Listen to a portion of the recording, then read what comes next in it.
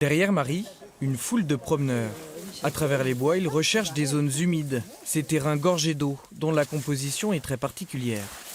En fait, on va avoir des traits typiques en sol de zone humide qu'on appelle de l'hydromorphie.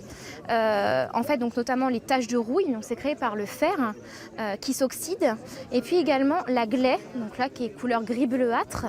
Le glais d'ailleurs, qui est en fait le fer qui se réduit quand on a de l'eau quasiment de manière permanente dans le sol. Donc ça, ces terrains servent d'éponge en stockant l'eau lors des fortes pluies.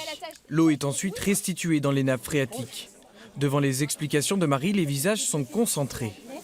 Et dedans, en fait, j'adore me promener dans la forêt, donc mieux connaître les zones humides, c'est mieux connaître la forêt également. On connaît plus ou moins, on dit tiens, ça gadouille comme on dit, hein, mais on ne sait pas si c'est une mare, si c'est une zone humide.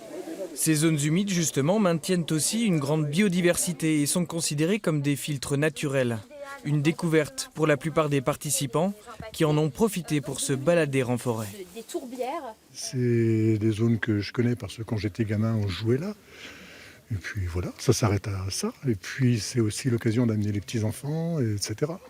Cette animation a attiré près de 80 personnes, un encouragement pour Marie. Sous les feuilles, dans les troncs d'arbres. C'est très bien. Bon, après, je pense que le beau temps y contribue aussi, mais on est très contents. Et j'espère qu'en tout cas, ça pourra faire naître des vocations, par exemple, chez les jeunes pour travailler dans l'environnement et sensibiliser aussi les gens à ce patrimoine naturel qui est rare et à préserver.